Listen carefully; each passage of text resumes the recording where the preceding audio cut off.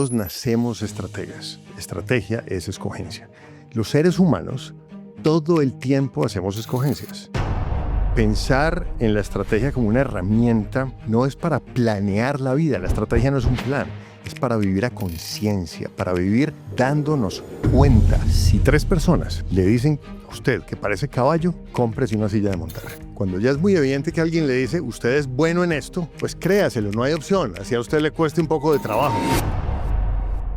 Por eso es que hacer estrategia a nivel personal, profesional o empresarial es tan incómodo. Porque hay que decirle que no a cosas que tiene sentido hacer y que quisiéramos hacer. El mejor tomador de decisiones es el que sabe combinar la intuición con la razón. Imposible decirlo mejor. Son más frecuentes en las empresas los problemas de ejecución de la estrategia que de definición de la estrategia. David, yo hubiera querido saber todo esto cuando era ejecutivo hace 20 años, donde tal vez prematuramente fui CEO de una compañía muy grande. Yo quisiera haber tenido más claro que este oficio se trata de...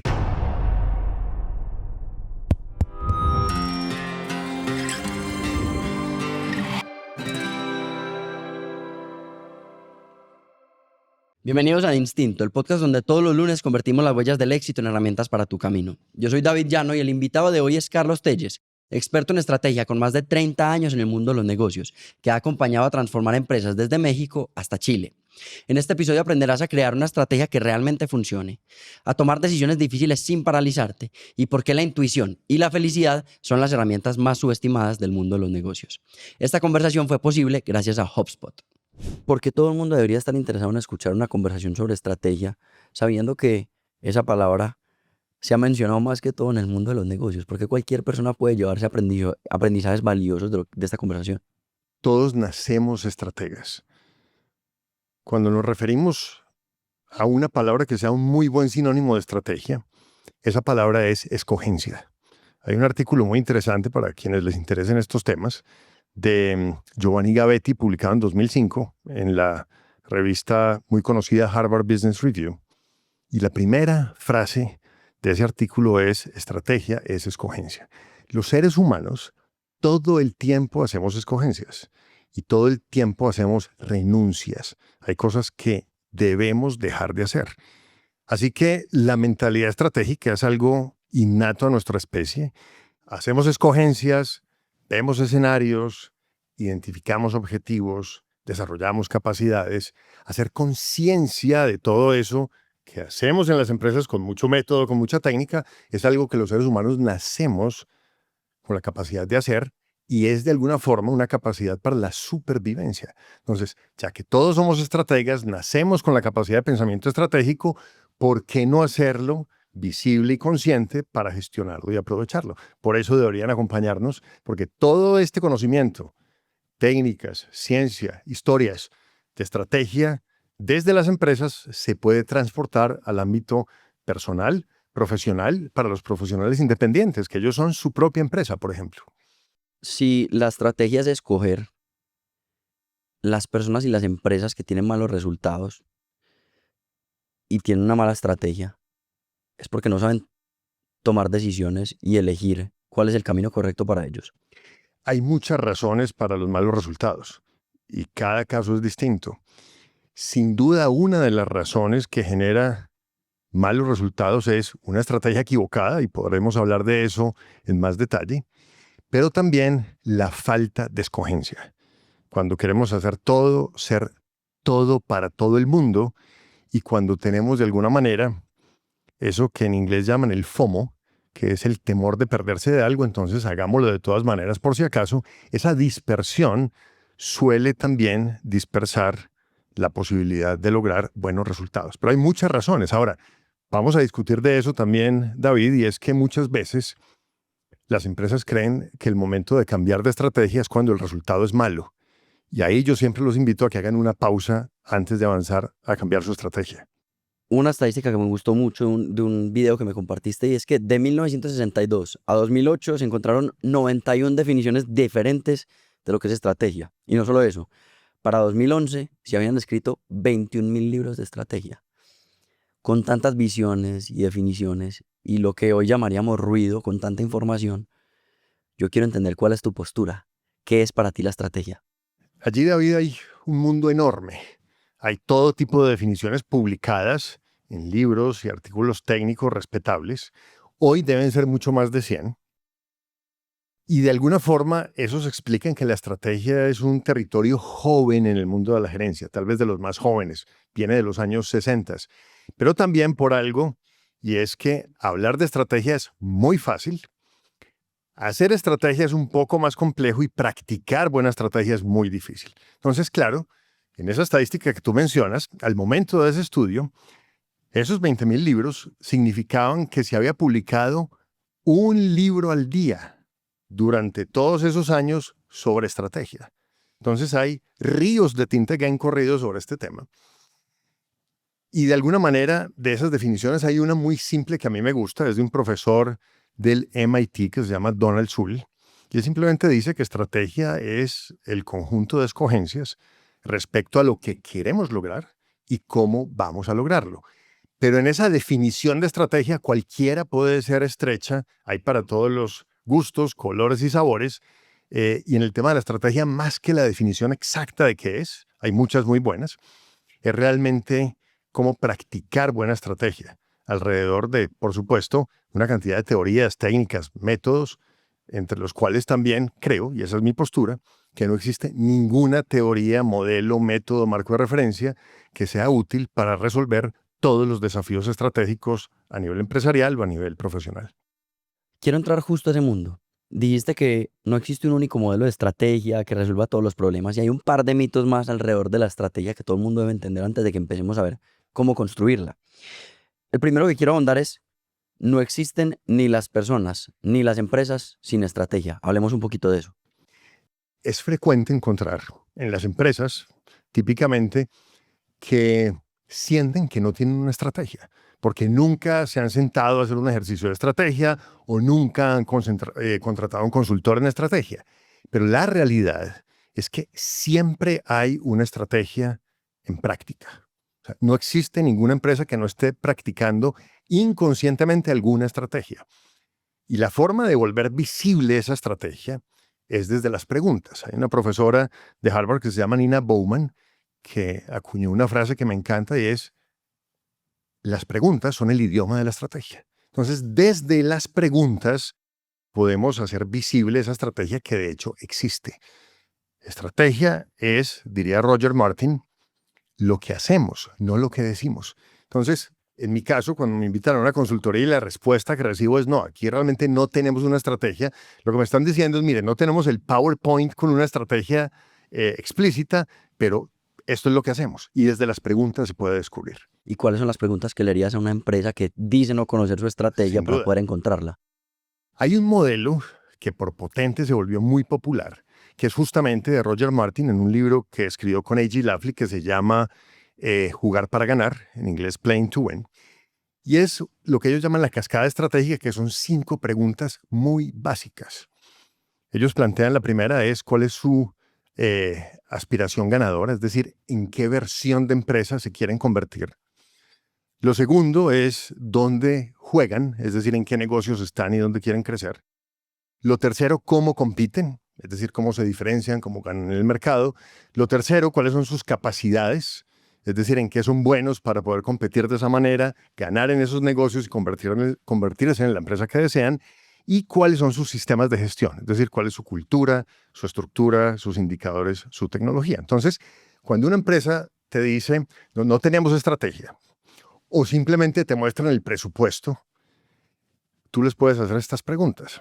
Y quienes nos escuchan y creen que en su empresa o si son profesionales independientes o en su vida personal no tienen estrategia, háganse estas preguntas para que la hagan visible. Lo clave de hacer visible la estrategia es que cuando la tenemos al frente, la podemos entender mejor y gestionar. Supón que te dicen no tenemos estrategia y tenemos un presupuesto. Estas son las preguntas que les hago a esos empresarios cuando me reúno con ellos. Bueno, si cumplimos ese presupuesto, quiere decir que nos estamos dirigiendo a convertirnos en qué versión de empresa. Esa es la aspiración ganadora. Si cumplimos ese presupuesto fue porque participamos en qué negocios y crecimos en cuáles. Esa es la segunda casilla de Roger Martin. Si cumplimos el presupuesto fue porque competimos de qué forma. ¿Cómo nos diferenciamos? ¿Cuál fue la propuesta de valor? La tercera casilla. Si ganamos y cumplimos ese presupuesto, fue porque fortalecimos, desarrollamos o utilizamos qué capacidades, en qué fuimos buenos para cumplir ese presupuesto. Y todo eso empieza a ser visible en la estrategia. Ahora, esto pues es un modelo básico para entender la estrategia. Hay uno más básico todavía, que te lo comentaba tal vez cuando preparábamos esta reunión, y es el de los 5 qués. En alguna ocasión estaba sentado en la terraza de mi casa, hace 3 años. Mi hijo mayor tenía 9 años, y un sábado me empezó a preguntar: papá, ¿tú qué es lo que hablas con estas personas que te reúnes? Cuando viajas, ¿qué es lo que haces? ¿De qué hablan? Estaba mi hijo menor en ese momento con 7 años y mi esposa. Y le empecé a contar. Le dije: mira, yo me siento con estas personas a responder unas preguntas.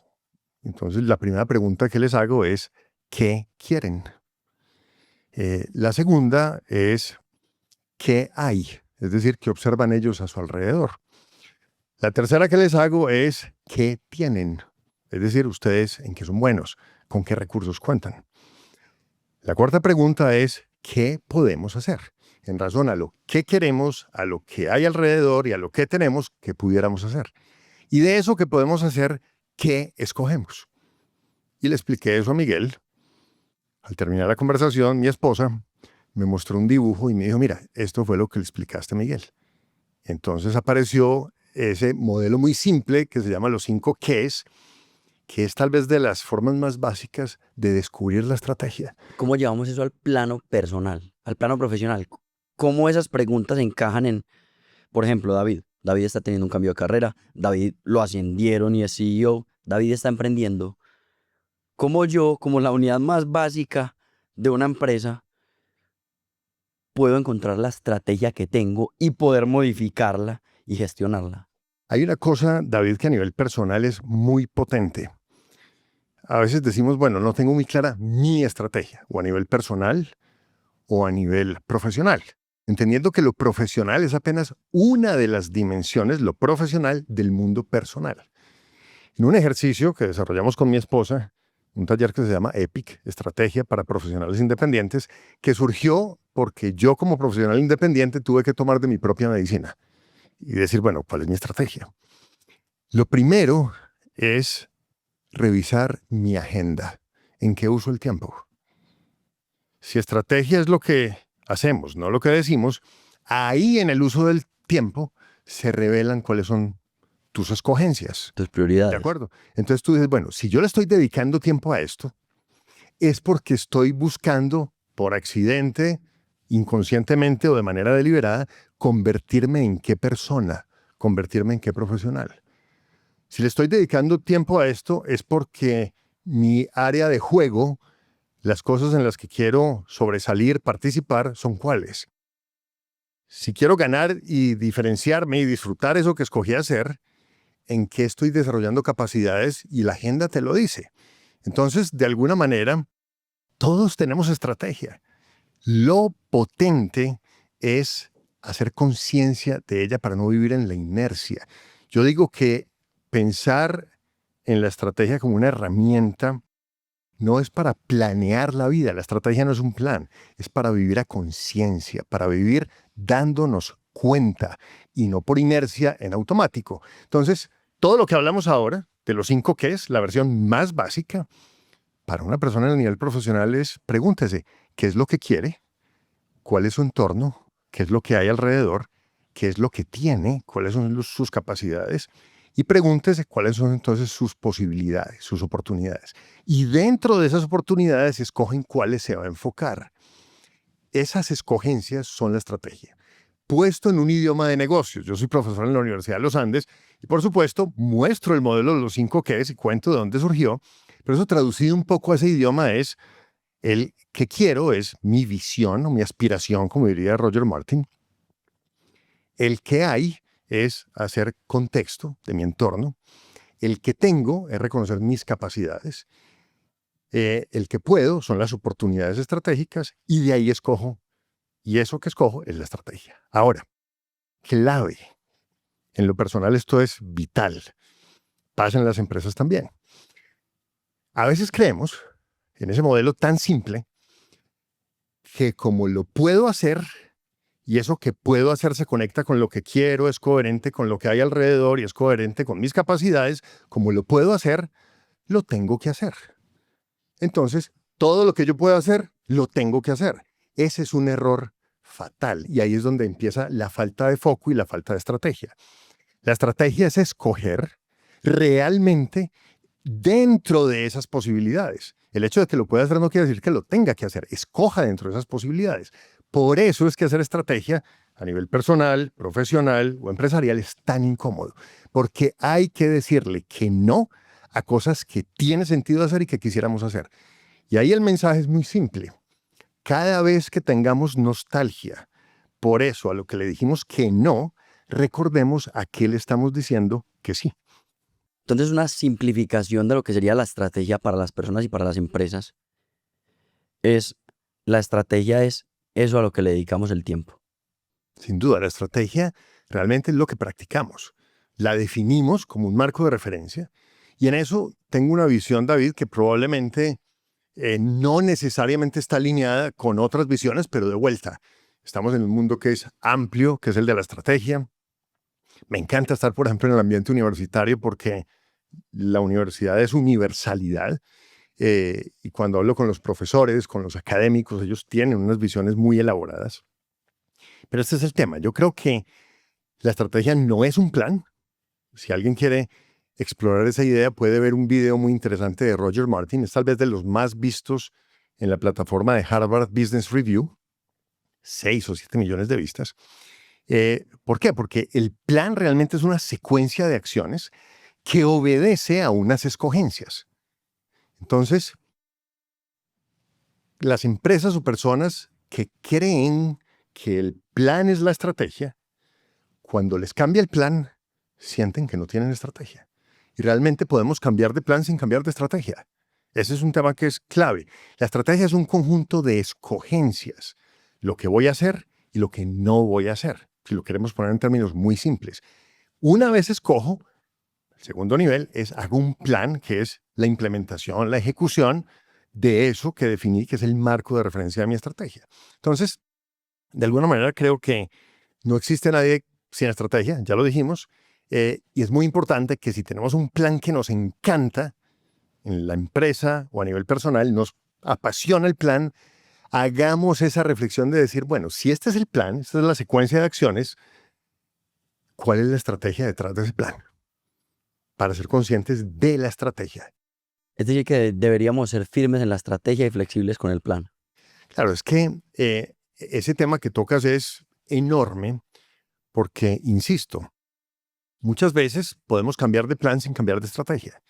Y hay una confusión a veces en el tema de la estrategia en algo que llaman la disciplina estratégica. Para mí la disciplina estratégica no es resistirse a cambiar la estrategia. O sea, ser demasiado disciplinado con una estrategia puede ser altamente contraproducente y más en tiempos como estos. La disciplina estratégica es mantenerse haciendo estrategia. Ese es el mandato de hoy. Entonces, hay empresas, y ahí he visto que han utilizado muchos en tus podcasts la analogía del Waze, que es maravillosa porque es muy práctica. Hay empresas que realmente nunca hablan de su estrategia, la practican pero no la tienen consciente.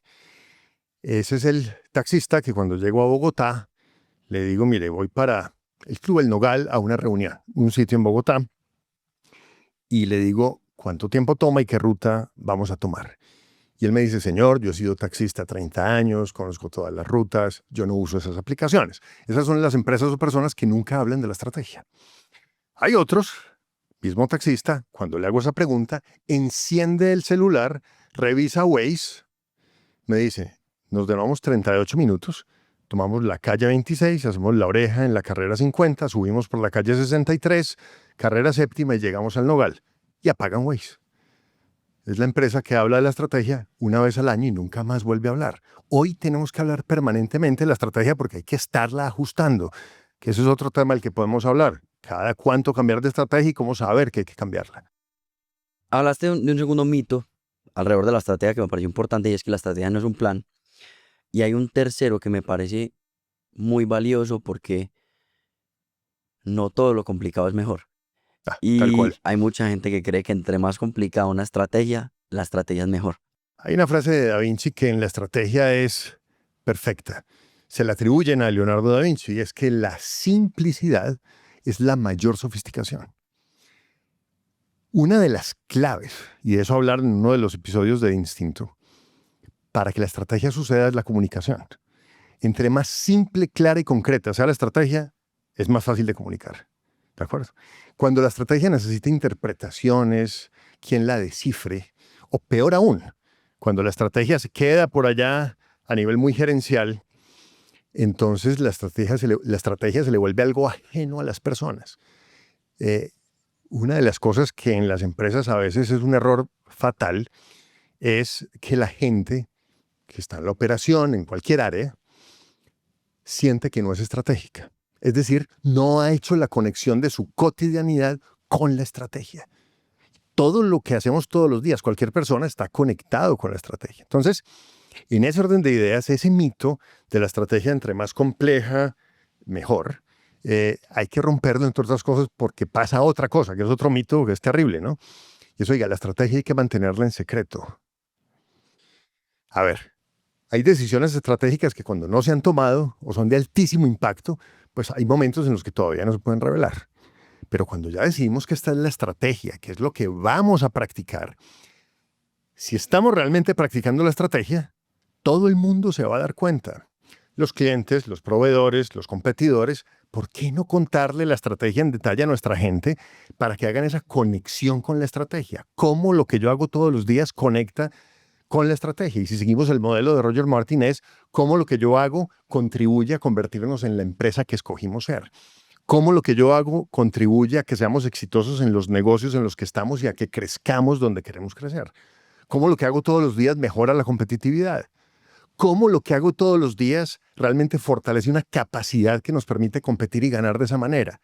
Esa es la conexión con la estrategia. Entonces, fíjate que a veces parece muy complejo. Y a mí incluso, a veces me atemoriza que cuando hablo de estrategia, se lo expliqué a Miguel, mi hijo de 9 años, y lo entendió perfecto, en el modelo de los 5 Ks, que es muy básico, pero la estrategia es así de simple.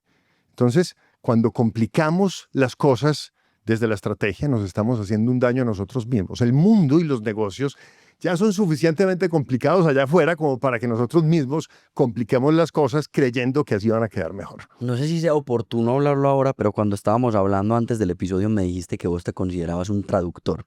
¿Por qué? Esa es mi palabra esencial dentro de mi propósito profesional, si se quiere. Yo, David, viví en el mundo corporativo 20 años, en cargos ejecutivos. En 2 ocasiones fui CEO o presidente ejecutivo de compañías. He sido miembro de juntas directivas casi 25 años. Luego tuve la oportunidad, desde que tuve mi primera experiencia en ese MBA, y luego hice varias maestrías, incluido un MBA ejecutivo en Kellogg, y luego hice mi doctorado en Administración de Empresas en el Instituto de Empresas, en el IE, con énfasis en estrategia. Interactué con consultores en estrategia cuando fui ejecutivo y llevo 10 años haciendo consultoría en estrategia. Ese es el principal foco de mi actividad. Y lo que encuentro cuando conjugo la experiencia ejecutiva, lo que aprendí de otros consultores, lo que aprendí en la academia, lo que he aprendido ahora desde la práctica de la consultoría, lo que he aprendido desde las juntas directivas, es que el tema de la estrategia todavía sigue siendo a veces tan etéreo, tan conceptual, que por eso muchas empresas prefieren no abordar el tema, porque no han logrado que alguien se los traduzca para que sea útil, pertinente y práctico. Yo con las personas con las que hago estrategia hoy, con empresas, en este momento del tiempo, tengo proyectos activos, uno en Chile, Ecuador, Colombia, Salvador y Guatemala. Proyectos que están en marcha. Siempre la promesa que procuro hacerles en ese ser traductor es que la estrategia a la que lleguemos va a ser lo suficientemente clara y atractiva como para que si me invitaran a ser miembro de la junta directiva de la empresa o gerente de la empresa, yo dijera que sí, porque es perfectamente clara. ¿Y es por qué? Porque es concreta, simple, lógica, coherente con el entorno, con las capacidades, pero sobre todo creíble, mueve a la acción. esa es una buena estrategia. Entonces, mi labor de traductor es tomar toda esa teoría, todos esos casos, toda esa experiencia de mucha gente que habla, que escribe, que investiga sobre estrategia y ponerla en la práctica al servicio de las personas en los espacios en los que tengo oportunidad, como por ejemplo hoy en Distinto. Una parte importante de cualquier estrategia es entender el contexto en el que estás creando negocios. Y si estás en Latinoamérica, te queremos dejar un reporte que te permite exactamente eso. HubSpot desarrolló un reporte de marketing y ventas en Latinoamérica en 2026 a partir del análisis de más de 3.000 llamadas de equipos comerciales en la región. Lo que más nos gustó es que identificaron los 5 problemas más comunes de marketing y ventas y te dan soluciones concretas que puedes aplicar hoy para resolverlos. Es completamente gratuito y lo puedes encontrar en la descripción. Carlos, luego de entender las 2 metodologías que nos mencionaste, que son relativamente fáciles, el modelo de Martin de jugar para ganar, que es cuál es la aspiración o versión de empresa a la que queremos llegar, dónde jugaremos, cómo ganaremos, qué capacidad necesitamos y qué sistema de gestión requerimos. Y de ver la tuya, que es aún más sencilla, que es de la de los 5, que es: quiero entender esto en la práctica un poquito, quiero que lo aterricemos. Luego de trabajar con muchísimas empresas, desde Chile hasta México, ¿cómo hacen estrategia las empresas más grandes de Latinoamérica? El tema de la forma de hacer estrategia, David, ha evolucionado de una manera dramática en el tiempo. Yo todavía recuerdo cuando tuve esa primera exposición en la Academia de la Estrategia en el año 95, ya más de 30 años, lo acartonado que era el tema del proceso estratégico, lo prisioneros que estábamos de modelos, de teorías, de herramientas, ¿de acuerdo? Y lo dispendioso que solía ser ese ejercicio, porque era una cosa muy definitiva que se hacía muy de vez en cuando. De hecho, en esa época hablábamos de hacer estrategia hace 30 años a 10 años. Y hoy realmente son más que cualquier otra cosa. Esas sesiones y ese trabajo de estrategia en estas grandes empresas son conversaciones. Esa es la clave. Tú mencionabas ahora de 2 marcos de referencia, el de Roger Martin y este muy elemental de los 5 Ks. Esas no son metodologías, son simplemente lentes para observar la estrategia y tratar de ponerla en algún marco de referencia que nos permita entenderla y darle forma. Pero no son metodologías para hacer estrategia. Yo en la práctica me he encontrado con cosas que no conocía. La consultoría es maravillosa porque le permite a quien la hace un enorme aprendizaje práctico. Y por eso yo no practico ninguna metodología, teoría o cosa parecida, porque creo que en la estrategia lo que necesitamos ir a resolver es retos. Y ahí es lo que hacen estas grandes compañías, y es cuáles son los retos estratégicos que necesitamos resolver. Y ahí el tema vuelve a lo que hablábamos de Nina Bauman en otro momento, y es a las preguntas. Yo típicamente lo que hago en estos ejercicios y lo que veo que estas compañías grandes hacen y les funciona el modelo conmigo, con otros consultores, es primero hacer conciencia de su estrategia actual. Ese es el punto de partida. ¿Cuál es la estrategia hoy? Si queremos darle forma a la estrategia, refrescar la estrategia, hay que entender muy bien el punto de partida. Esa es la primera conversación. Entonces, típicamente, lo que hago es una reunión a profundidad con el CEO de la compañía, pero también es muy importante hablar con la junta directiva o con otros órganos del gobierno, si es una empresa de familia, con los dueños. Hay una cosa que mencionábamos en otro momento, tal vez fuera de cámara, y es la que llamo la regla de oro. Y es que el que pone el oro pone las reglas.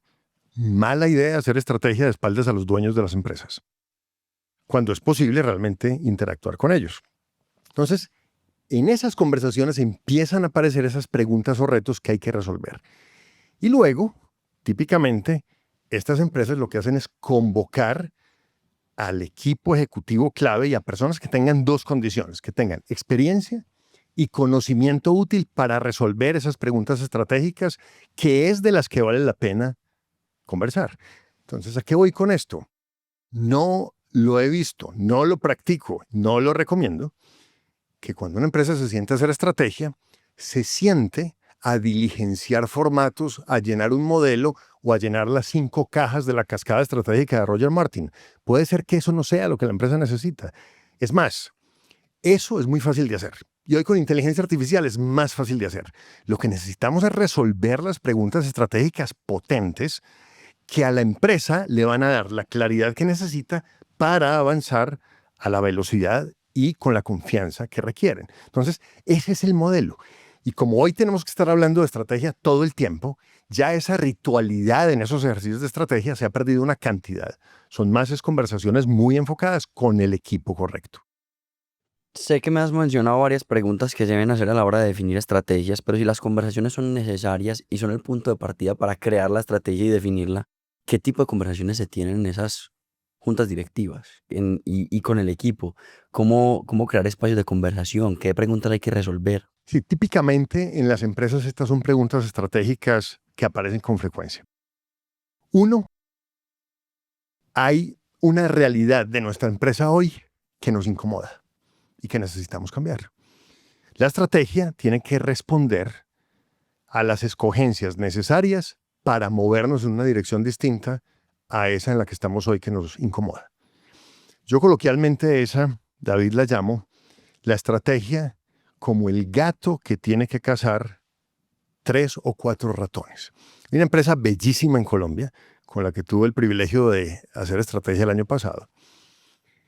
Y en esa conversación con la gerencia, luego con 2 de los dueños, con la junta directiva, se volvió muy claro que esta empresa tenía 4 incomodidades. Una, que estaba muy concentrada en un cliente, muy concentrada en un modelo de negocios. 2, muy concentrada en una categoría. Y 3, 4, muy concentrada en un país. Dijimos, listo, la estrategia tiene que hacerse cargo de cazar esos 4 ratones. Tenemos que hacer escogencias que cambien esa característica que nos incomoda de la empresa. Esa es una típica conversación estratégica y ese es el inicio de la conversación de la estrategia. Otra conversación típica, las empresas que quieren crecer y tienen en la mesa, si se acuerdan de lo que hablábamos más temprano, una cantidad de oportunidades, pero necesitamos escoger. La estrategia se hace dentro de las oportunidades, por eso es incómoda. Típica conversación estratégica. Otra típica es sobre estrategia competitiva.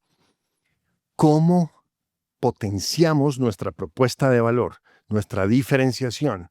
¿Cómo ganamos desde establecer una nueva versión de estrategia competitiva? ¿Qué implica y siempre deriva en la necesidad de desarrollar o fortalecer nuevas capacidades? Típica conversación. Y hay otras que son más de estrategia corporativa, y ahorita hablamos un poco de esos 3 niveles de la estrategia, que es un tema semántico, pero que nos da claridad para hablar de estrategia en la práctica.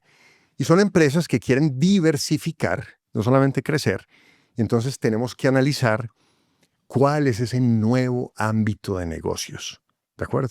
Entonces, esas son típicas conversaciones estratégicas. Entonces, fíjate que cuando llegamos a una de estas empresas grandes, no podemos darnos el lujo de llenar plantillas, de adoptar modelos y de quedar prisioneros de una teoría o una metodología o un marco de referencia. Necesitamos responder lo que hay que responder. Y desde esas preguntas claves ensamblamos entonces ese equipo correcto para esas conversaciones. ¿Cómo no dejar que la emoción se meta con la estrategia? Tal vez mi aproximación allí, David, es cómo permitirle que informe la estrategia de manera correcta. Hay un libro maravilloso de Susan David que se llama Agilidad Emocional. Ella, profesora de Harvard, escribió ese libro que me encanta porque tiene unas frases de esas que me quedaron allá grabadas. Una, por ejemplo, es que las emociones no son instrucciones, son información. ¿De acuerdo? Cuando uno asume que la emoción es una información, se vuelve un insumo para el ejercicio estratégico. Entonces, cuando hacemos estrategia, tenemos información de muchos tipos. Hechos y datos, que es el ejercicio racional de capturar información y analizarla. Tenemos intuición, que es el uso de la experiencia. Tenemos instinto, que es eso con lo que nacemos, no es aprendido. Tenemos emociones, que es eso que sentimos en un momento dado. Todas esas son fuentes de información. Estamos entre humanos, es imposible hacerlas a un lado. Ahora, ¿qué es clave cuando hay una carga emocional muy fuerte que pasa en las conversaciones estratégicas? Lo clave es reconocer esa carga. Recordemos que estamos en esta conversación con las gafas puestas del miedo, con las gafas puestas de la tristeza, con las gafas puestas de la rabia, para que seamos conscientes que como humanos estamos hoy colectivamente viendo la realidad desde esa emoción. Es una emoción muy dominante en la conversación por algo que pasó en el contexto o algo que sucedió en la empresa. Entonces, ahí es donde los consultores prestamos un buen servicio también en esa conversación para mantenernos un poquito al margen de esa influencia emocional que siempre está, pero que a veces, por supuesto, puede generar sesgos y llevarnos a malas escogencias. No sé si apliquen en el ejercicio de hacer estrategia, pero a mí me han enseñado, y es un dicho que es recurrente, y es que uno no toma decisiones en caliente. En este caso, esa información la identificas, pero la decisión no se toma en ese momento. Se debería tomar después. Cada caso es distinto. Hay decisiones donde es tan obvia la ruta que no hace falta esperar mucho más, por más incómoda que sea. No hay una mejor opción B. Hay otras que sí necesitamos, como dicen los expertos en culinaria, necesitamos dejar esa decisión marinando, madurando. ¿Por qué? Porque necesitamos atemperar la carga emocional o porque necesitamos hacer conexiones adicionales que toman tiempo. O porque necesitamos hacerle la digestión a esa opción que se ve como la más probable para ver si el día que ya tengamos que tomar la decisión vamos a poder irnos a dormir tranquilos. Y ahí aparece un tema maravilloso de esas decisiones críticas y para las cuales la filosofía nos presta un muy buen servicio, que son esas decisiones que tienen un componente ético o moral, que nos ponen a pensar y a dudar. Y para eso, pues la filosofía nos ha dado algunas herramientas que nos pueden servir.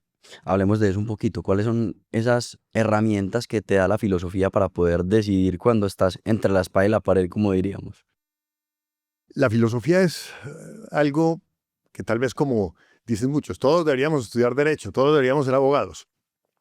Yo tuve el privilegio de pasar año y medio dedicado a estudiar filosofía, haciendo una maestría en filosofía, donde la experiencia fabulosa que tuve comenzó cuando me dijeron, mire, usted no tiene ningún antecedente en ciencias sociales, entonces su primer semestre de maestría va a ser hacer el primer semestre del pregrado, con niñas y niños menores de 18 años que llegan a hacer el pregrado. Y pasé un semestre haciendo el primer semestre de pregrado en filosofía.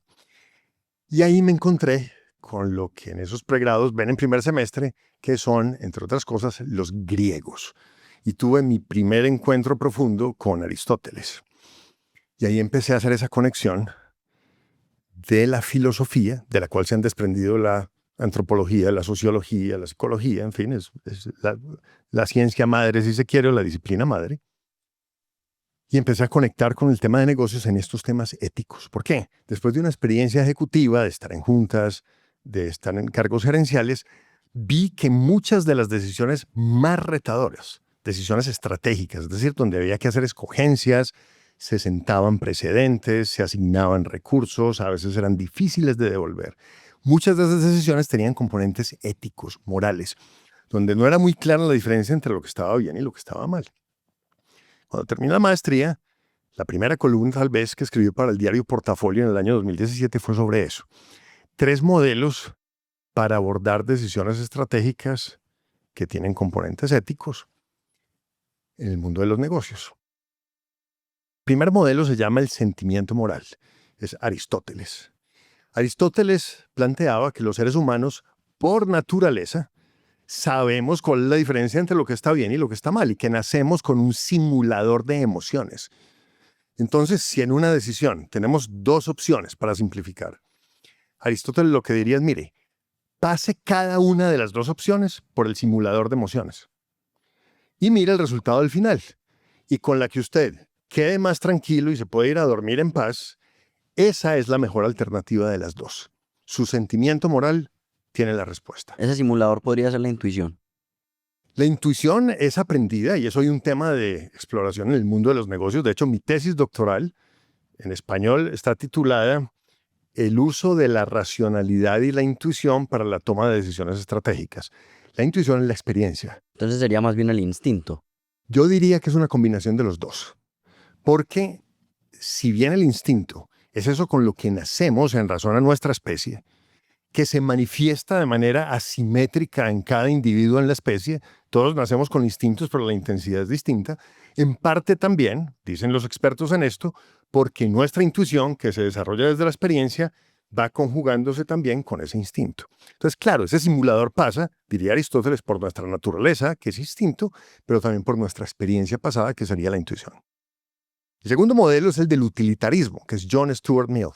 Y él lo que diría es, mire, si usted tiene dos opciones, su responsabilidad es escoger la opción que genere mayor utilidad. Y aquí no hablamos de utilidad financiera, hablamos de utilidad entendida como bienestar, la que genere más salud, más prosperidad, y también más riqueza. John Stuart Mill dice, mire, lo moral, cuando hay dos opciones, y pues claro, estamos hablando de que es complejo, es porque las dos opciones parecieran viables e interesantes. Lo moral es escoger la que genera más utilidad. Y el tercer modelo es de Immanuel Kant, que es el racionalismo. Y Kant tiene una frase que es un filtro muy potente para explorar esas decisiones que tienen un componente moral. Se llama el imperativo categórico. Obra tal y que tus acciones puedan convertirse en ley universal. Y este es el modelo. Así de simple, hay dos opciones. Entonces, el imperativo categórico diría, si opto por la opción A y en el futuro todo el mundo frente a esta misma decisión escogiera A, estaremos en un mundo mejor que el que tenemos hoy. Si esa es la verdad, quiere decir que moralmente esa es una mejor decisión, A que B. Entonces, cuando tenemos decisiones morales, estas son herramientas de esas que nos van a servir muchísimo para preguntarnos qué ruta tomar. La filosofía, de vuelta, yo he sostenido incluso, tal vez con algo de imprudencia, que la gerencia es una humanidad en sí misma, es una práctica de humanos. Y por eso está totalmente permeada por la filosofía. No, y esas tres herramientas también aplican totalmente al mundo personal. Absolutamente. Cualquier decisión que estás tomando la puedes pasar por ese simulador de emociones, puedes ver cuál es la decisión más útil y también puedes ver si la decisión que tomas se vuelve ley, el mundo estaría mejor. Tal cual. Uf, increíble. Dijiste que en las compañías es importante cuando estás haciendo estrategia incluir a las personas de la compañía y no hacerla solamente arriba, donde están los jefes, los CEOs, la junta directiva, los dueños. Eso también aplica para uno cuando está haciendo la estrategia personal y profesional. ¿Qué personas debo incluir en mi estrategia? ¿A quiénes debo tener en cuenta cuando estoy decidiendo qué quiero ser, a dónde quiero llegar, qué elegir? En ese ejercicio de transportar todas estas ideas del mundo de la estrategia empresarial al mundo de la estrategia personal o profesional, sea este profesional alguien que está en el mundo corporativo o un profesional independiente, hay varios elementos del contexto que son claves. Lo primero, si estamos hablando, por ejemplo, de un profesional independiente, es hacer conciencia de su situación vital en distintas dimensiones. La vida profesional es uno de los ámbitos de la vida en general. Entonces, ¿cuál es un insumo para hacer la estrategia profesional? ¿Cuál es mi situación familiar? ¿Cuál es mi situación financiera? ¿Qué es lo que yo valoro en la vida? ¿Qué es eso en lo que yo realmente aspiro convertirme para sentir que mi vida vale la pena? Y esas son preguntas que son insumo para hacer la estrategia, para que las escogencias sean compatibles con el contexto vital como un todo. ¿Qué capacidades tengo?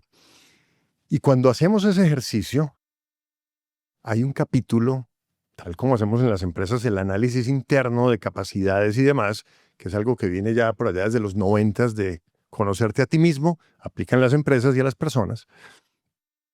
Conversar con esas personas en las que confiamos, que nos aprecian y de quienes respetamos su mirada, ¿cómo nos ven?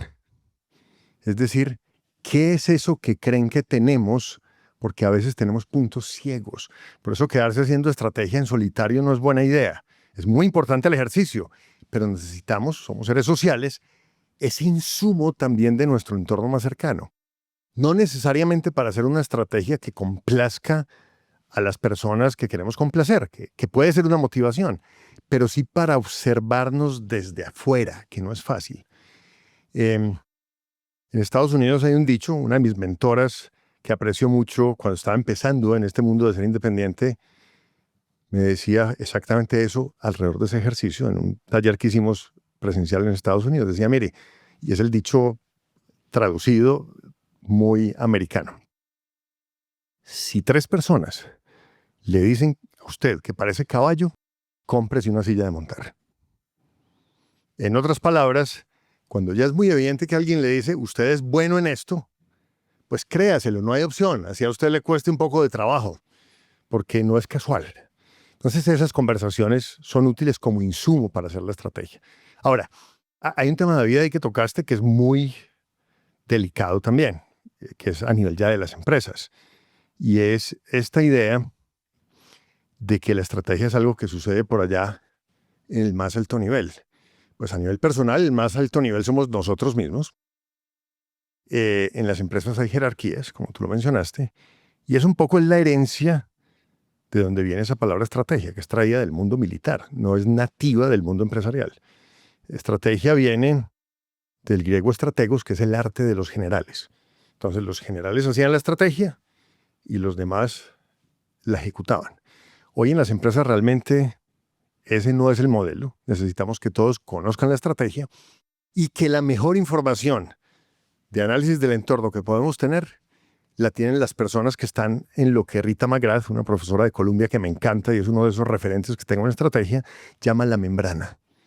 Las personas que interactúan con el exterior, con los clientes, con los proveedores, con los entes regulatorios, con los competidores. Ahí hay un insumo. Entonces, por eso en la conversación estratégica no es posible tener a todo el mundo, pero tenemos que contar con la presencia de la experiencia y conocimiento de quienes traen esa información de primera mano de la membrana.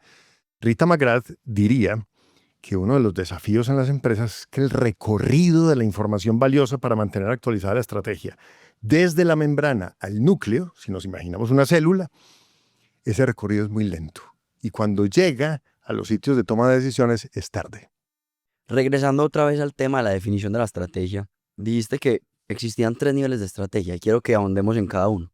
Contame cuáles son esos 3 niveles y por qué es importante conocerlos.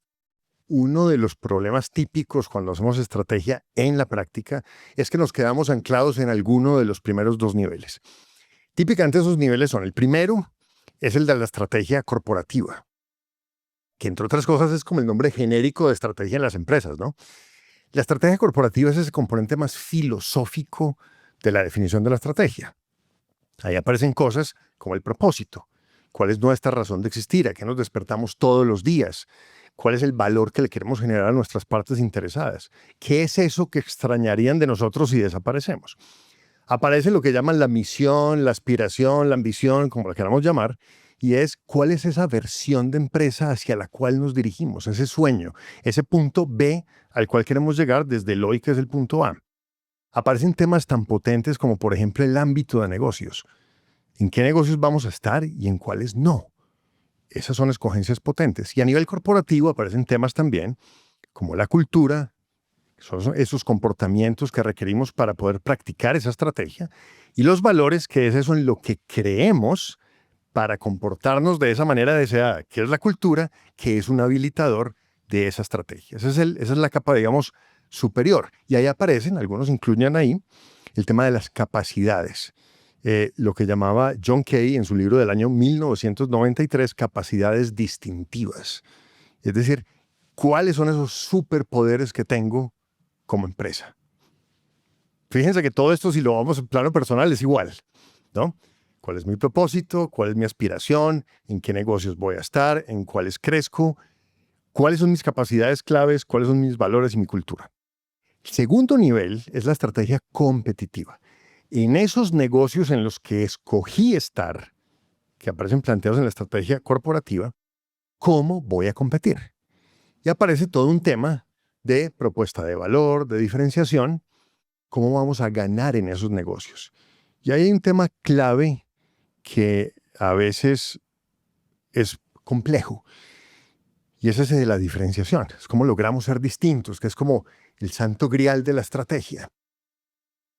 Yo siempre les digo, mire, cuando estemos haciendo estrategia competitiva hay varias cosas que hay que dejar claras. Lo primero, Por supuesto, entender bien el cliente, pero ¿eso qué significa? 4 cosas. ¿Qué quiere el cliente? Segundo, ¿por qué lo quiere? Tercero, ¿en qué orden de importancia? Y con eso claro, cuarto, ¿cómo se lo voy a entregar? Si uno le pregunta a un cliente qué quiere, le hace una lista enorme. Pero cuando hacemos estrategia competitiva y para buscar diferenciación, hay que entender que no todo le agrega el mismo valor al cliente al que yo le estoy hablando. ¿De acuerdo? Por eso una decisión estratégica, y esto suena como si fuera sarcasmo, no lo es.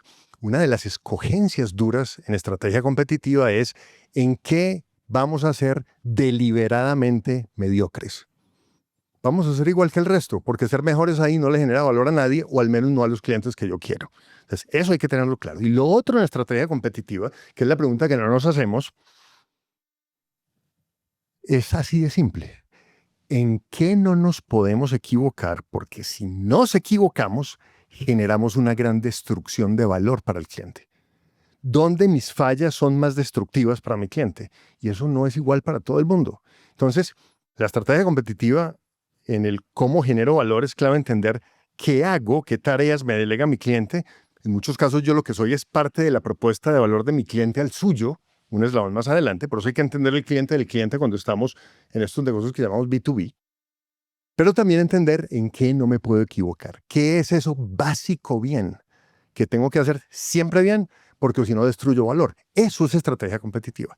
Y el tercer nivel, que ese sí es del que poco se habla, es la estrategia funcional. Llego a sesiones de estrategia con clientes que me invitan, equipo gerencial, y pregunto, ¿las personas de talento humano dónde están? Ah, no, ellos no son estratégicos. Ah, no, no los invitamos. Digo, ¿pero por qué? O sea, ellos, ¿por qué no tienen que estar acá? No, son áreas operativas. Son el back office. No, las áreas funcionales, back office, operativas, como las queramos llamar, también hacen estrategia. En un área de talento humano hay 2 mundos. El mundo de lo importante es lo que simplemente hay que hacer. En Estados Unidos, la expresión que usan para ese mundo es el de salud organizacional, hacer lo básico bien. Y hay un mundo de lo estratégico.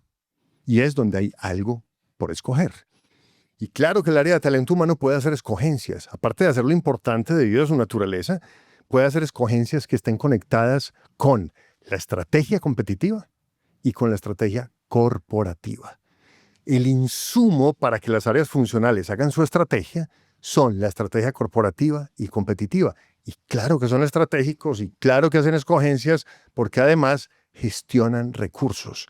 Por eso la estrategia no es un área de estrategia o es una responsabilidad por allá de la alta gerencia o de los comerciales que hacen, el tema es que quedan anclados, o hablando por allá de la filosofía, misión, visión, valores, y esa es la conversación de estrategia y hasta ahí llegó, o hablando solo del negocio, que es solo estrategia competitiva. La idea es tener una mirada a la estrategia desde esos 3 niveles. No sé si sea una estupidez, pero con lo que me dices se me viene a la cabeza algo y es que quizás una de las áreas más importantes en todo el ejercicio de la estrategia es el área de talento humano.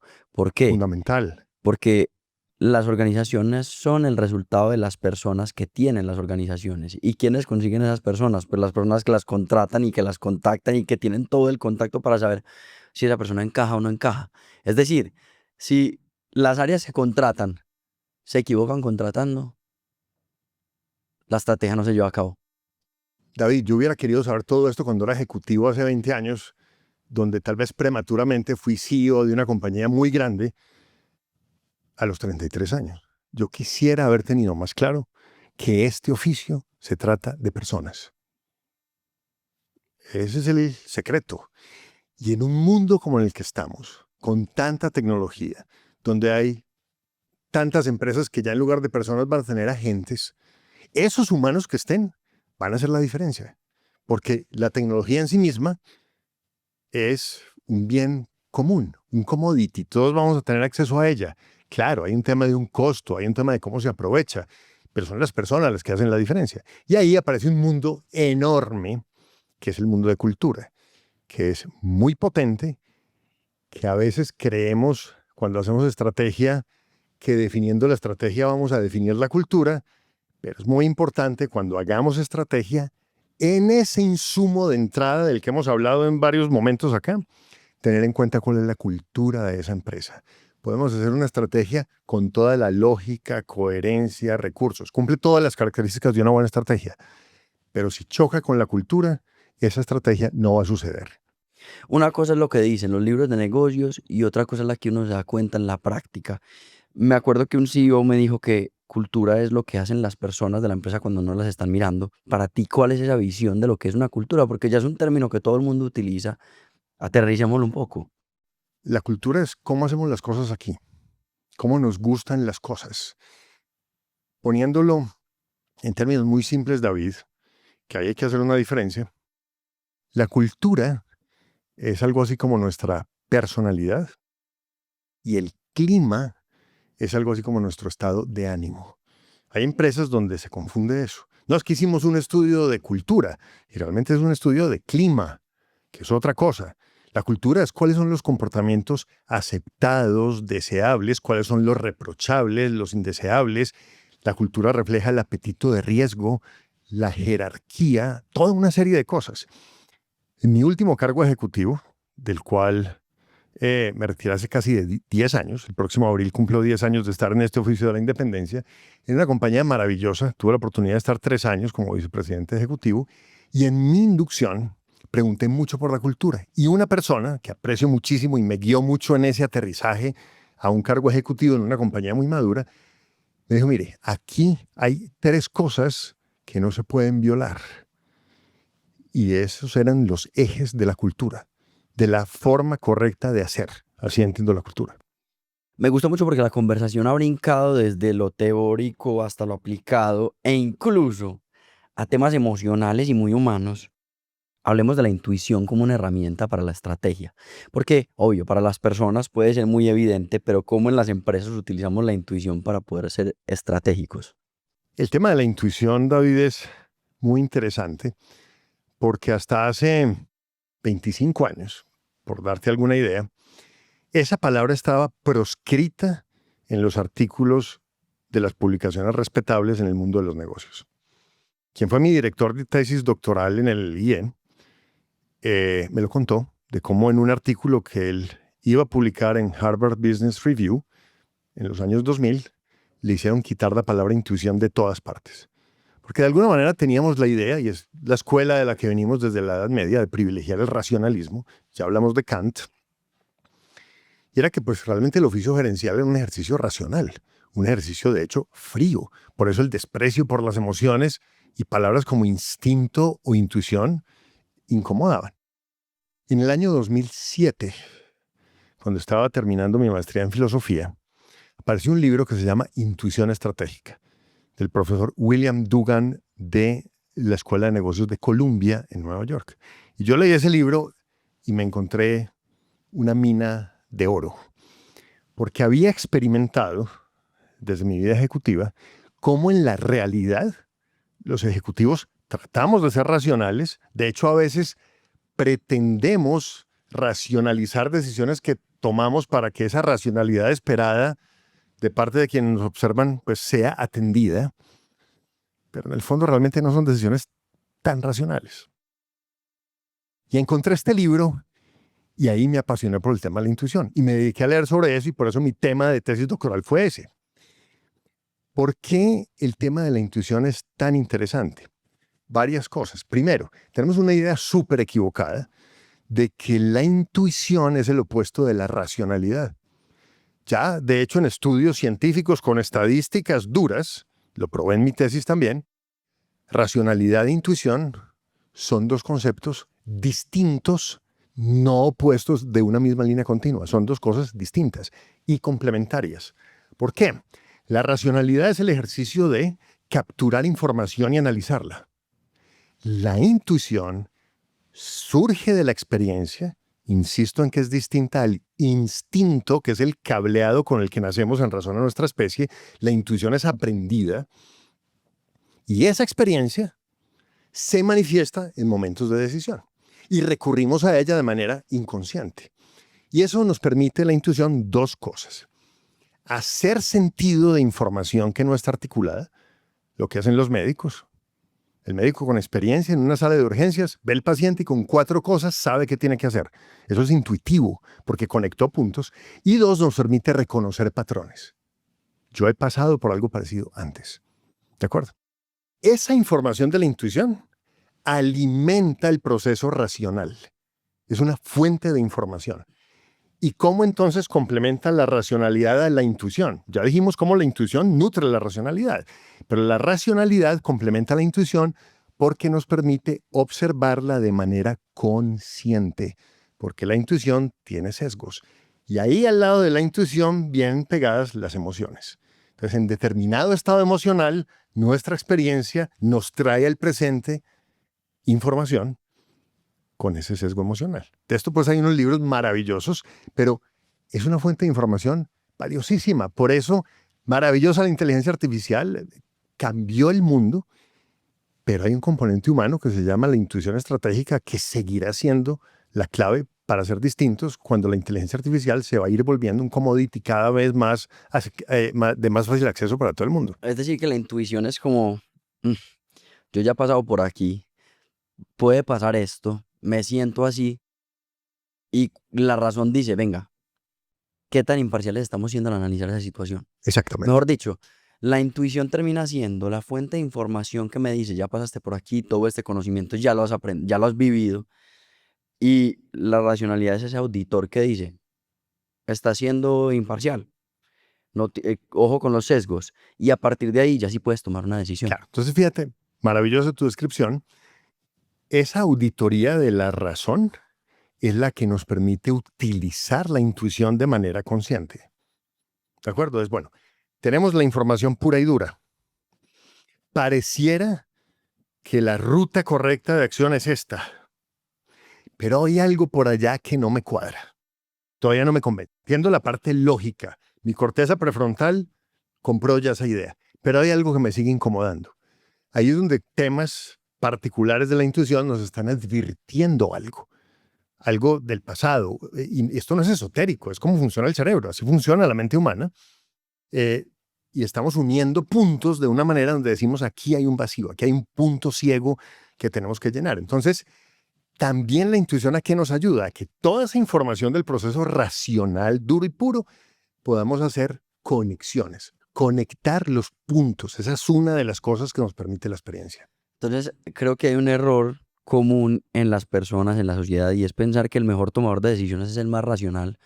El mejor tomador de decisiones es el que sabe combinar la intuición con la razón, no ser simplemente racional, porque ser simplemente racional nos puede hacer ignorar señales que la intuición y la emocionalidad nos estaban diciendo que por ahí no era. Imposible decirlo mejor. La experiencia es valiosa. Mire, hay una frase de Albert Einstein que es muy poderosa. En esa conferencia que ofrezco sobre intuición estratégica, la menciono porque es bellísima además. Y él dice, la mente intuitiva es un regalo divino y la mente racional es su fiel sirviente. Hemos creado una sociedad que halaga al sirviente y ha olvidado el regalo. La sociedad del racionalismo. Entonces, entre más tecnología tenemos, más información tenemos, claro que es una maravilla contar con eso, pero nuestro análisis, nuestra interpretación, con lo que nos sintamos cómodos desde nuestra experiencia, va a ser muy importante, porque hay una cosa que no se nos puede olvidar en los negocios. La tecnología es una gran maravilla. La inteligencia artificial, hoy todos la usamos consciente o inconscientemente. Yo en particular la uso de muchas maneras en todo lo que hago. Pero el toque humano va a ser fundamental, entre otras cosas. ¿Por qué? Porque lo que hacemos los humanos, apalancados en tecnología, al final es para otros humanos. Entonces, nuestro objetivo final es tan humano como nosotros. Y en el medio hay herramientas maravillosas de tecnología donde, claro que tenemos que aprovecharlas, pero siempre con esa conciencia de nuestra humanidad. ¿Cómo sí, cómo no utilizar la inteligencia artificial para definir una estrategia o en el ejercicio estratégico de una compañía? ¿Qué sí hacer, qué no delegar, qué es importante hacerlo nosotros como personas? Eso es maravilloso y ahí les recomiendo a quienes nos acompañan en el podcast un artículo de Martin Reeves. Yo tengo algunos gurús de esos a los que les leo todo. Martin Reeves es uno de ellos. Él fue el líder por mucho tiempo del Instituto Henderson de Boston Consulting Group y escribió un artículo sobre eso. Básicamente, ¿cuáles son usos que en la práctica de la estrategia vemos para la inteligencia artificial? Uno, la inteligencia artificial tiene una capacidad de análisis que supera de lejos la capacidad humana. Entonces, hacer sentido de datos cuando son muy abundantes o no necesariamente son tan robustos es una de las cosas en la que la inteligencia artificial nos puede ayudar muchísimo. Es decir, análisis es no solamente convertir datos en otra información adicional o sintetizarla, sino sacar conclusiones de ahí, que eso sería el análisis. El otro tema es ayudarnos a enriquecer opciones. Si tenemos dentro de la estrategia varias alternativas, en el diálogo con la inteligencia artificial podemos enriquecer esas opciones para hacer escogencias. La inteligencia artificial también nos ayuda a simular escenarios de manera muy rápida cuando estamos haciendo estrategia y tener una retroalimentación muy rápida. Pero no se nos puede olvidar algo que es fundamental.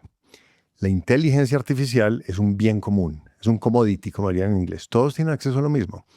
El año pasado, profesores de la Escuela de Negocios de Wharton, de Estados Unidos, de la Universidad de Pensilvania, publicaron un estudio sobre lo siguiente. Tomaron equipos gerenciales de alto nivel y les pusieron un reto estratégico. Unos de los equipos utilizaron para resolverlo inteligencia artificial y otros no tuvieron la posibilidad de usar inteligencia artificial. Al final, cuando evaluaron las soluciones propuestas de los distintos equipos, claramente fueron mucho más creativas, innovadoras, disruptivas las soluciones de los equipos que no usaron inteligencia artificial, porque las soluciones de quienes sí la usaron fueron bastante similares entre sí. Carlos, fuera de cámara hablábamos de que estamos en un entorno demasiado dinámico, o sea, con la inteligencia artificial, que es algo que hablamos ahorita, que hay cambios todos los días, progreso todos los días, pero también con las situaciones geopolíticas del mundo, con guerras, con presidentes, con todo lo que está sucediendo. ¿A qué plazo tengo que definir una estrategia como empresa, como persona? ¿Y cómo voy ajustando esa estrategia con el tiempo? Más temprano comentábamos algo, David, es que la forma de hacer estrategia ha cambiado. Algunos incluso hablan hoy de estrategia líquida, es decir, tenemos que estar en un flujo permanente refrescando la estrategia. Y abordemos lo que planteas en dos momentos. Lo primero, ¿a qué plazo hacer estrategia? ¿De acuerdo? Hace 30 años, el plazo natural era 10 años vista. Entonces, eso era la estrategia. Hoy en día eso es imposible. Los plazos más comunes hoy son entre 3 y 5 años, pero también por un capricho. Las empresas de minería, tuve oportunidad de trabajar con una de ellas aquí en Colombia, pues las inversiones que hacen son a 40 y 50 años. Pero igual, así haya esas inversiones y haya ese tiempo tan largo de maduración, la estrategia en el camino puede cambiar. Entonces, en cualquier negocio tenemos que pensar que hay que hacer estrategia a algún plazo. Mire, nuestra definición de estrategia a 3 años es esta, pero conscientes de dos cosas. Primero, que esa definición a 3 o 5 años recoja o incorpore realmente las grandes tendencias y no ignoren el largo plazo. Y segundo, teniendo en cuenta que así la estrategia esté hecha a 3 o 5 años, vamos a tener que estar hablando de ella permanentemente para mantenerla actualizada. Entonces aparece un tema. Perfecto. 3 o 5 es irrelevante porque si la voy a estar actualizando, pues no importa tanto el plazo, no se me vuelve una camisa de fuerza, no sucede como sucedía antes y es que el ciclo estratégico es de 5 años, volvemos a hablar de estrategia en 5 años, eso ya no es adecuado. Pero entonces viene un tema y es, ¿cuándo cambiar de estrategia? Ya dijimos a qué plazo hacerla. ¿Cuándo cambiar de estrategia? Y la respuesta típica en una conversación con un equipo gerencial es que hay que cambiar de estrategia cuando no estamos teniendo buenos resultados. Esa es una respuesta loable, pero hay que hacer una pausa antes de tomar esa respuesta y avanzar a cambiar la estrategia. Antes de cambiarla, necesitamos preguntarnos si la estrategia que tenemos sigue siendo la mejor estrategia posible. Es decir, si la estrategia sigue siendo la mejor hipótesis para enfrentar el futuro, el mejor conjunto de escogencias que podemos hacer. ¿Por qué? Porque muchas veces pasa que la estrategia sigue siendo vigente y no estamos logrando resultados porque nuestro problema es de ejecución de la estrategia. Lo que he visto, de hecho hay artículos de la teoría de McKinsey que ha investigado el tema desde sus clientes, son más frecuentes en las empresas los problemas de ejecución de la estrategia que de definición de la estrategia. Entonces, un tema ahí, David, que no se nos olvide. ¿Cómo sé que mi estrategia sigue vigente? Para saber si la cambio o no. La estrategia es un conjunto de escogencias de lo que hacemos y no hacemos a nivel corporativo, competitivo y funcional. Son un conjunto de escogencias que hacemos sobre unos supuestos. ¿Qué son los supuestos? Verdades que son observables hoy y creemos que seguirán siendo observables en el corto plazo. Y verdades que, aún no siendo todavía observables hoy, creemos que serán observables en el corto plazo. Eso es la realidad de hoy, la realidad esperada, ese conjunto de supuestos. A partir de esos supuestos y sobre ellos, hago unas escogencias. ¿Cuál es un momento para revisar si la estrategia sigue vigente o no? Cuando cambia alguno de los supuestos. Eso no es 1 año, 3 años, no sabemos. Aquí asesoraba en la ciudad de Medellín a una empresa maravillosa, exportadora de aguacates, Hass, y un día pues amanecimos con aranceles del 25%. Entonces, ese supuesto sobre el cual estaba construida la estrategia, de que teníamos un tratado de libre comercio perfectamente establecido, se rompió. Entonces nos sentamos a conversar a ver si necesitamos cambiar de estrategia o no.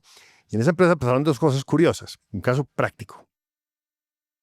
Lo primero, la empresa tenía una angustia enorme porque tenía una muy buena participación en Europa, pero no había logrado crecer a la velocidad que quería en Estados Unidos.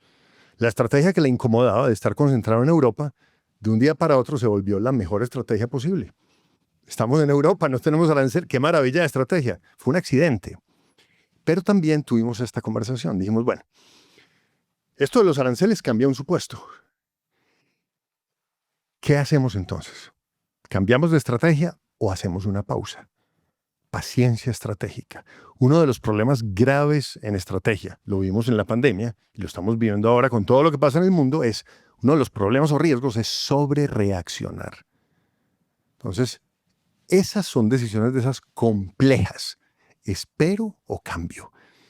Aquí, pues lo que sucedió fue que luego el arancel pasó al 10, luego pasamos al 0, pero son esos casos en los que un supuesto que era totalmente sostenible en el tiempo, cambió. Entonces, ¿cuándo cambio de estrategia? ¿Cuándo cambia un supuesto? El problema de la ejecución, para mí, es lo que diferencia a alguien exitoso o una empresa exitosa de alguien que no es exitoso y una empresa que no es exitosa.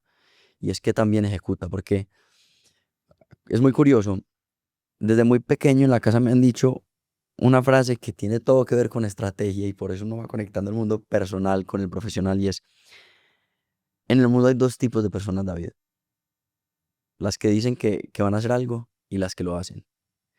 Entonces, para mí ese problema de ejecución no solamente es importante por el tema estratégico, sino porque sé que mucha gente, la pregunta que tiene siempre es esa. ¿Cómo empiezo? ¿Cómo hago algo? Quiero desglosar ese problema y mejor dicho, esa piedra en el camino. ¿Por qué nos equivocamos ejecutando tanto las personas y las empresas una estrategia que ya habíamos definido? Hay un profesor con el que tuve la maravillosa oportunidad de interactuar en un curso que hice presencial en Wharton hace ya años, que se llama Lawrence Ribiniak, y él escribió un libro que se llama Hacer que la estrategia funcione. En inglés se llama Making Strategy Work. Y durante el curso con él, en algún almuerzo, dijo una frase que me quedó allá tallada en la mente. Me dijo, la buena estrategia es la que mueve a la acción. Porque la estrategia sin acción es un paisaje, es un poema muy lindo, pero no va a pasar nada más. Hay muchos factores que determinan el que las personas realmente se muevan a ejecutar la estrategia, en lo personal o en lo empresarial. Estos son algunos. Necesitamos que la estrategia sea clara, que la entendamos para que nos genere confianza. Si es una empresa, necesitamos comunicarla para que las personas la entiendan y se conecten con ella. Necesitamos que haya sentido de pertenencia, que haya de alguna manera el liderazgo que dé ejemplo de practicar la estrategia. Mucha de la destrucción de la estrategia en las empresas es porque se habla una cosa en las discusiones y luego salen en los pasillos a hacer otra cosa. Hay un artículo maravilloso de Donald Sull, que lo mencioné tal vez en otro momento, profesor del MIT, cuya definición de estrategia es la que más me gusta por ahora, por simple. Y ellos estudiaron qué tan alineados estaban los ejecutivos en 125 empresas del Standard & Poor's 500 alrededor de las prioridades estratégicas de la empresa. Y encontraron que el nivel de alineación era entre un 20 y un 50%. Es decir, la estrategia puede estar muy clara, pero las personas no la practican. Es como estrategia de restaurante. Tú tomas el menú y dices, bueno, esto me gustó, lo hago, esto no me gustó, no lo hago, esto de pronto, y ahí es donde todo se desbarata. Un tema clave para la ejecución es contar con recursos. La estrategia no es un deseo, no es una cosa que nos soñamos y que es por allá etérea, no, es lo que vamos a hacer. Necesitamos recursos. Temas claves para ejecutar la estrategia, la cultura. Cuando la estrategia está en contravía de la cultura, esa pelea con la cultura siempre es perdida. Pelear con la cultura es pelear con las personas, y ya dijimos, las personas son la clave de esto. Es ir en contravía de la personalidad. Total. Entonces, puede ser que tengamos que hacer una migración, pero no podemos, pues, hacer una cirugía plástica de tal dimensión que la gente caiga en tal desconfianza que se paralice. De manera sencilla, uno no puede cambiar la personalidad de una persona de la noche a la mañana. Tal cual. Sus preferencias, lo que le genera confianza. La incertidumbre a los humanos nos incomoda. Eso es de nuestra naturaleza, nos gusta el futuro predecible. Ahora, ¿quién quisiera una vida donde sabe exactamente qué es lo que va a pasar? Nadie, pero igual, es nuestra naturaleza y así estamos cableados porque todavía tenemos un cerebro hecho para sobrevivir. Entonces, todos esos factores son claves para ejecutar la estrategia. ¿Qué diría yo que es fundamental para detonar esa ejecución? Dos cosas. Primero, definir claramente las prioridades. La estrategia es el gato que tiene que cazar unos ratones. Es una forma de verlo. ¿Cuáles son los retos que tenemos que superar? Eso nos diría Richard Rumelt, que es un muy reconocido filósofo de la estrategia, que escribió un libro muy conocido que se llama Buena estrategia, mala estrategia. En inglés, Good Strategy, Bad Strategy. Y él dice, mire, lo más existencial en estrategia es definir cuáles son sus retos claves y ponerse al frente de ellos y resolverlos. Entonces, acordar cuáles son esas prioridades estratégicas. En ese artículo de Donald Sull que menciono, del año 17, que nos sirvió de base para hacer un ejercicio de estrategia con un grupo financiero muy importante de este país, ese artículo mostraba cómo en 370 empresas del Standard & Poor's, ellos estudiaron el informe anual, las prioridades estratégicas eran entre 3 y 5 prioridades estratégicas. Eso ya genera incomodidad, pero estrategia es escoger, es enfocarse. ¿Cuáles son las prioridades? Para que desde esas prioridades, que son las que necesitamos resolver, hagamos un plan de acción. Sí hay que planear, pero desde la estrategia, entendiendo que la estrategia es distinta al plan. Ese es un primer detonante. Y lo segundo, David, el idioma en la estrategia es la acción, y de la acción los resultados para generar ese combustible para darle dinámica a la ejecución, que se llama confianza. Pero volvemos a algo que ya conversamos. Si no estamos logrando resultados, antes de cambiar de estrategia, preguntémonos si sigue siendo la correcta o no. Pero somos humanos, sabemos qué es lo que hay que hacer, nos cuesta hacerlo. Si a un ser humano le decimos, ¿qué se necesita para ser saludable? Comer bien, hacer ejercicio, dormir bien, siga la lista. Bueno, pregúntele a cualquier persona promedio si, sabiendo qué es lo que debe hacer, lo hace. En las empresas pasa igual. Hubo algo que me pareció muy, muy interesante y es que en las empresas de este Standard & Poor's habían 370 que tenían entre 3 y 5 prioridades. ¿Cómo tomamos una decisión cuando hay prioridades que compiten? Es decir, tengo que tomar una decisión, tengo 3 prioridades. Esta decisión impacta positivamente una de las prioridades y impacta negativamente otra de las prioridades. ¿Qué hacemos? Típicamente, esas prioridades no necesariamente compiten entre sí, pero hay momentos en los cuales es más urgente avanzar en alguna de ellas. Y esas son las que se priorizan, es hacer estrategia dentro de la estrategia. En inglés lo llaman un zoom in, o sea, enfocar aún más la lente. Si son 4, ¿Cuál de las 4 es esa donde necesitamos movernos más rápido porque es ese reto existencial que necesitamos resolver?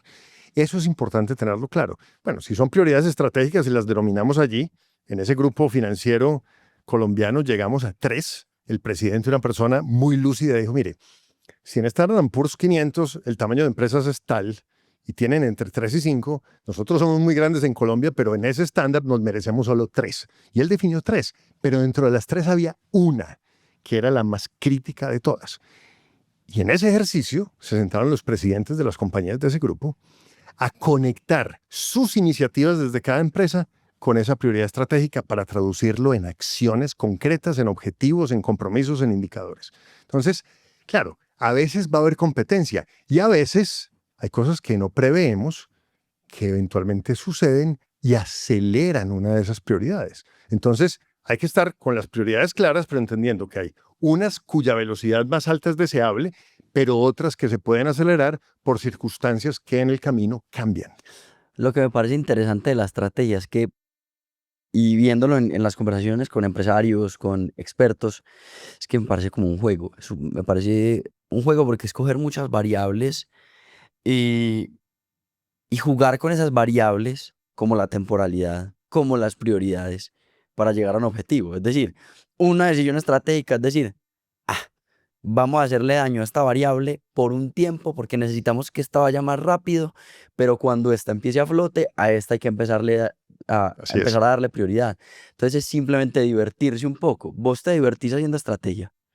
Yo me volví consultor de estrategia por accidente. Me retiré de mi último cargo ejecutivo hace cerca de 10 años, al momento que estamos en este espacio,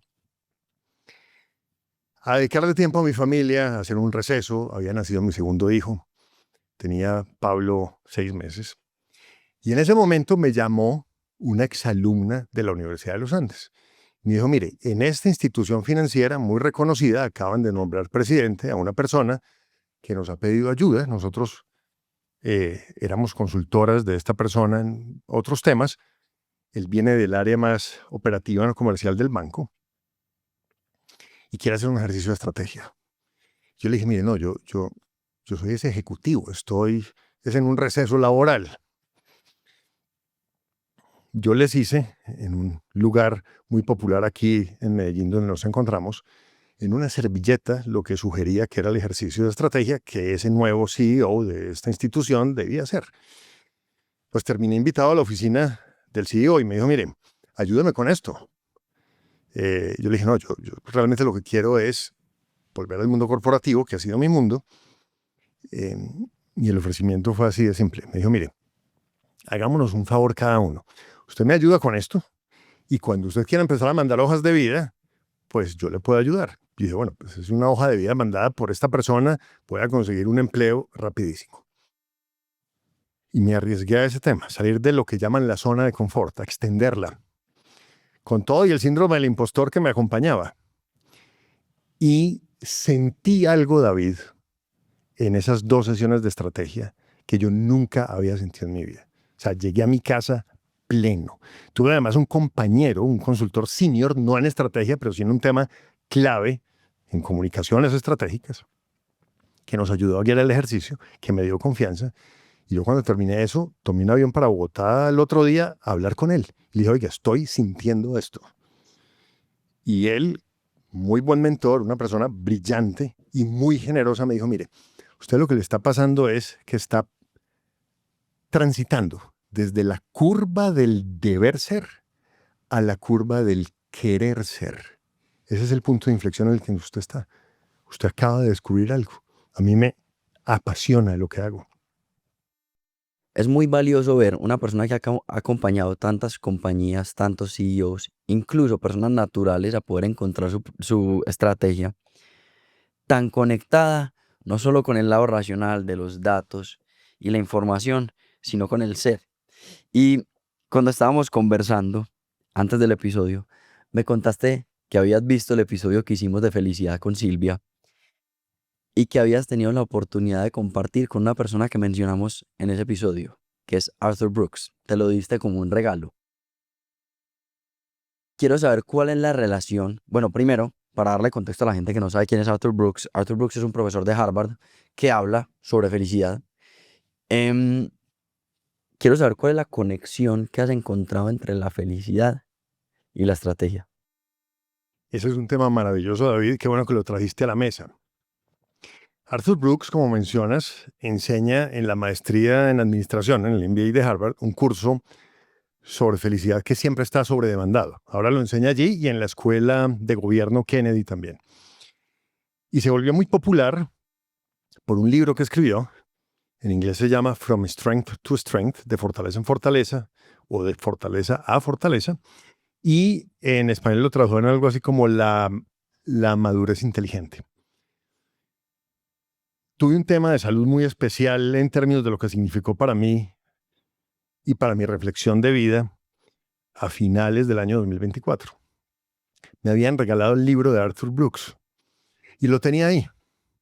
En mi convalecencia, que fue más de 2 meses, leí el libro y me encontré algo que me conectó profundamente, que fue todo este tema de la felicidad, visto de una manera muy esquemática, si se quiere, científica, desde lo que Arthur Brooks, que es un investigador, realmente enseña. Y descubrí que iba a tener un seminario de una semana, de lunes a viernes, en Estados Unidos, en un rancho cerca a Santa Fe, Nuevo México, rancho que hace parte de una academia que creó Chip Conley, que fue el mentor de negocios de los fundadores de Airbnb, en particular de Brian Chesky. Entonces era una inversión de una semana con Chip y con Arthur Brooks. Y dije, bueno, esto va a ser mi regalo post-convalecencia. Vamos a ir a aprender de felicidad. 3 conceptos para conectar ese tema de la felicidad con la estrategia. Arthur Brooks, él ha sido investigador, pero creo que al igual que lo que yo pretendo hacer con estrategia, que es ser traductor, él ha recogido una cantidad de conceptos y de otros insumos para poner esto al servicio de las personas. Y él plantea lo siguiente. Por supuesto que la felicidad no es una emoción, tampoco es un destino, es un rumbo, es una forma de vivir que tiene 3 ingredientes. Traducidos del inglés, disfrute, satisfacción y significado. Disfrute significa tener experiencias que combinan placer, personas que queremos y que construyen recuerdos. El segundo, que es satisfacción, es retarse. Y en el camino del reto hay mucha infelicidad. Por eso, Arthur Brooks diría, la infelicidad no es el opuesto de la felicidad, lo cual a veces parece contraintuitivo. Y él explica por qué. Porque realmente podemos estar infelices al tiempo por unas cosas y muy felices por otras. Entonces, segundo ingrediente de la felicidad es la satisfacción. Y tercero, significado. Que Arthur Brooks, con quien tuvimos la fortuna de desayunar, almorzar y cenar, además estaba con su esposa, el significado es levantarse todos los días, él lo pone así coloquialmente, y verse al espejo y decir, qué bueno que estoy vivo. Eso es significado. Entonces él lo que plantea es lo siguiente. Si la felicidad son esos 3 ingredientes, ¿cómo construimos felicidad desde fortalecer esos ingredientes? Y le dice, mire, la felicidad depende de 3 cosas, en una simplificación. 25% es genético, no es culpa nuestra, no hay nada que hacer. 25% son las circunstancias. Ahí están, sí podemos hacer algo respecto a ellas. Y ahí es bueno invocar a Viktor Frankl y su libro del hombre en busca de sentido, y es que la libertad realmente es reaccionar como yo escojo a mis circunstancias. Por eso él dice, sin sarcasmo, en un libro muy poderoso, muy profundo, ese que acabo de mencionar, que él nunca se sintió prisionero en un campo de concentración, porque él escogió cómo reaccionar a sus circunstancias y esa era su máxima libertad. Entonces, podemos hacer algo, pero 50%, 25% genética, 25% circunstancias, el 50% son hábitos. Entonces, ¿cuáles son los hábitos en los que estudian felicidad han visto que la gente invierte tiempo? Lo que hablamos en otro momento de mira tu agenda y descubrirás tu estrategia. 4 cosas. Lo primero, trascendencia, si se quiere, espiritualidad. Arthur Brooks es un hombre que va a misa todos los días católico, y ese fue el camino que él escogió para la trascendencia y la espiritualidad. Hábito número 1. Segundo tema donde hay hábitos en las personas más felices, familia. No hay mucho que explicar. Tercero, amigos.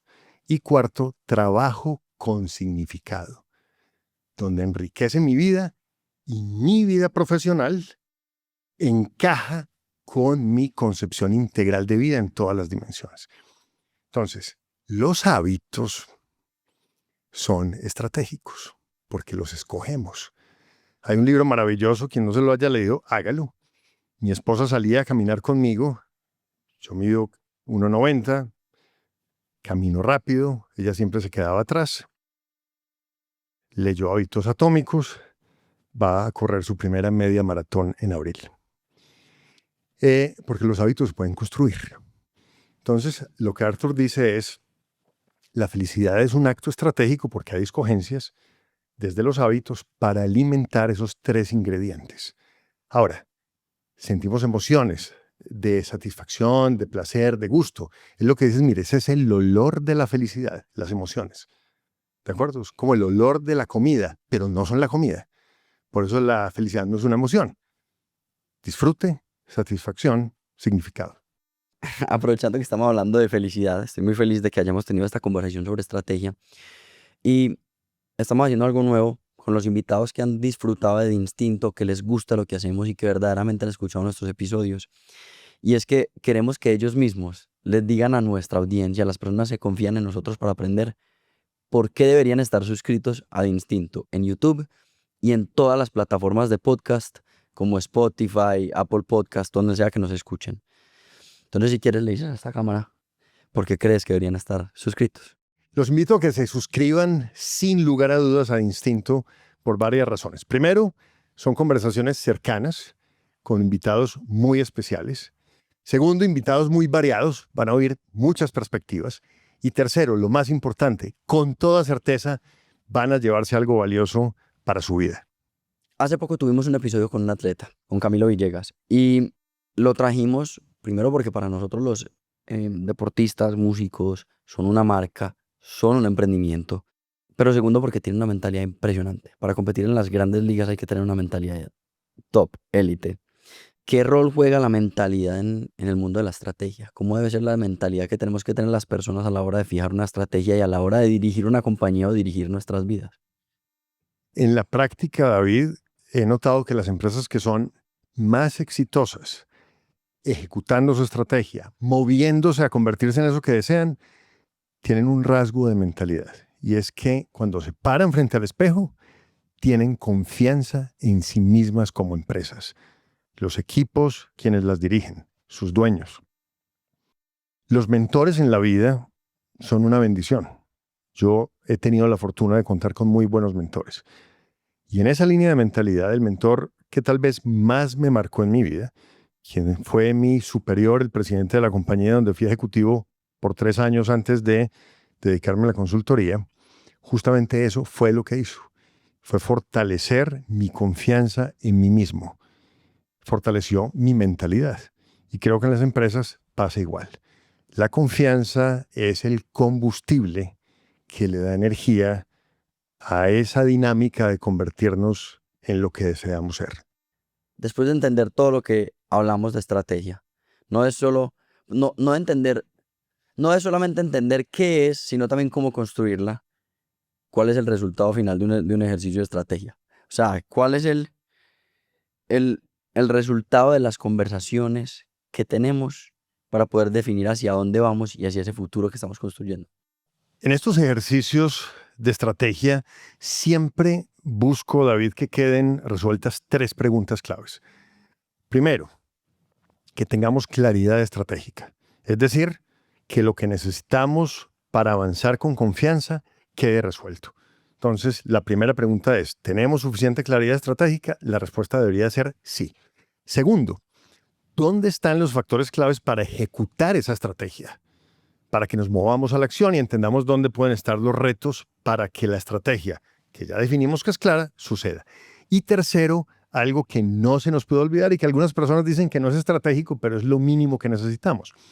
cuáles son las brechas de gestión que necesitamos cerrar hoy en la empresa.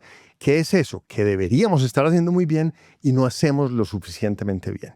Porque nos podemos poner muy estratégicos, pero si construimos estrategia sobre unos fundamentos débiles, vamos a terminar en un problema muy complejo. Al final del ejercicio de estrategia, tenemos clara la estrategia, sabemos dónde enfocarnos para ejecutar, tenemos claras las brechas de gestión que tenemos que cerrar. Esas tres preguntas tienen que quedar resueltas. Carlos, vamos para preguntas rápidas, no tan rápidas. ¿Cuál es el mejor consejo que te han dado?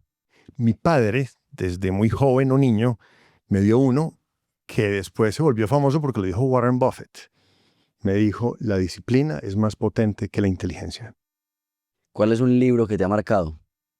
Varios. De niño, uno muy potente que se llama Juan Salvador Gaviota de Richard Bach. Luego en estrategia, muchos libros. Y al final, este libro de Arthur Brooks que mencioné en algún momento, el de Fortaleza a Fortaleza. ¿Cuál es el principio que rige tu vida? Disciplina. ¿Cuál es tu definición de éxito? Crecimiento. Yo pienso que si estoy creciendo como ser humano, es porque estoy aprovechando bien esta oportunidad única, extraña, casi que imposible, que es haber nacido. Si las personas pudieran quedarse con un solo aprendizaje de este episodio, ¿cuál sería? Sean estratégicos, vivan su vida a conciencia. Yo quiero decirles que ojalá aprovechen todos, no solo este episodio, sino esta oportunidad única, casi que imposible, que es vivir para ser lo más felices que podamos. Vamos por un zigzag, ¿con qué prefieres para terminar el episodio? Tomar una decisión crítica respaldada 100% en datos, pero que va en contra de tu intuición. O decidir 100% con la intuición, sin un solo dato que te respalde. En mi vida personal, profesional, sin lugar a dudas, la segunda. Necesito una decisión con la que yo me sienta cómodo para vivir en paz. Cambiar de ruta estratégica cada mes, mareando al equipo. O fijar la ruta una sola vez cada 5 años y ejecutar a ciegas aunque el mundo cambie. Marear al equipo todo lo que sea necesario con un premio que es mantener la estrategia vigente. Una estrategia brillante en el papel con una ejecución pobre. O una estrategia muy pobre pero con una ejecución impecable. Acción. Si tuvieras que eliminar de tu memoria los conocimientos que has obtenido de una de estas dos personas y quedarte solo con uno, ¿te quedarías con Arthur Brooks o Roger Martin? Es una pregunta difícil porque los dos han sido muy importantes para mí. Como estratega, como consultor, sin duda, Roger Martin es un referente muy importante. Y en este momento de mi vida, profesional y personal, ha sido un gran compañero de viaje Arthur Brooks. Porque de alguna manera he encontrado que sus modelos, sus conceptos, sus enseñanzas, su ejemplo, me han ayudado realmente a verme y sentirme como una persona más feliz. Carlos, definitivamente fue una decisión muy estratégica tenerte aquí como invitado. Gracias por el rato, gracias por los aprendizajes. Definitivamente no nos equivocamos contigo. Ya sabes que de Instinto es tu casa, así que de verdad, mil gracias. A ustedes, David, insisto en que me siento muy honrado de estar acá.